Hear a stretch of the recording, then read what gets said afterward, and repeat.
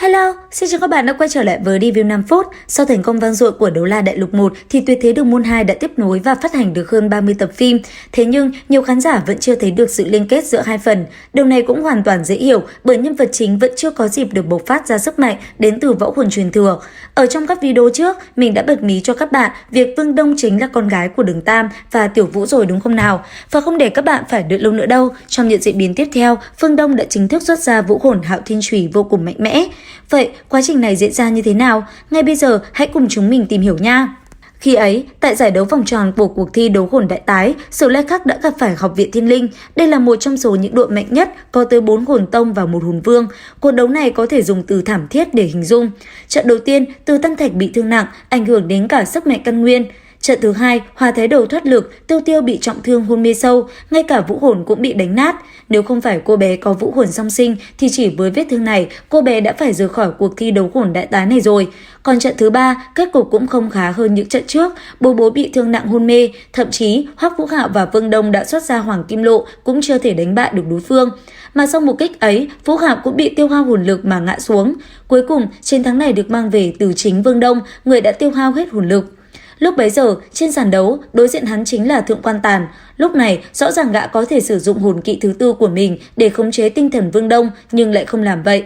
Lý do duy nhất là bởi vì hắn muốn tự tay đập nát sự kinh cường của Học viện Sử Lai Khắc.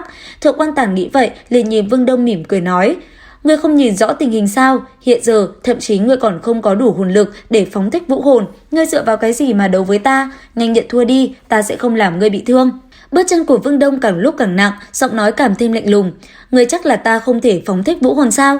Thượng Quan Tàn hơi sửng sốt nói: "Nếu có thể thì lúc nãy đã sử dụng rồi, ta cảm nhận được lượng hồn lực còn lại trong cơ thể ngươi rất mỏng manh, đừng khoe khoang nữa, rõ ràng vũ hồn của ngươi thủ dạng chiến đấu, cho nên khi phóng thích lại còn cần nhiều hồn lực hơn nữa, chẳng lẽ bây giờ ngươi còn có thể sử dụng vũ hồn khác? Giả vờ trước mặt ta là vô dụng." Vương Đông hít một hơi thật sâu, ánh mắt càng trở nên lạnh lùng. "Ai nói ta không có hồn kỹ thì không thể đánh bại ngươi." Lời vừa dứt, hào quang trên người Vương Đông cũng biến mất.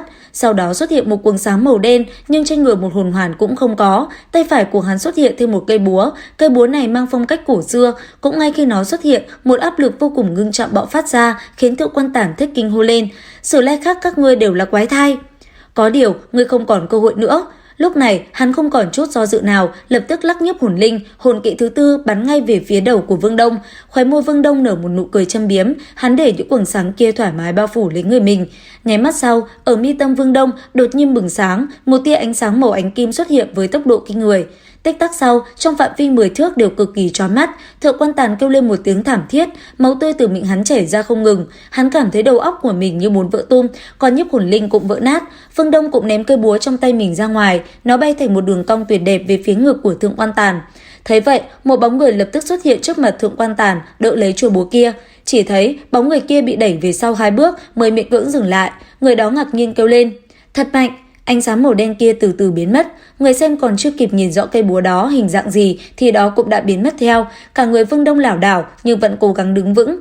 Người vừa giúp Thượng Quan Tàn đỡ công kích còn không phải là vị trọng tài bậc hồn thánh kia sao?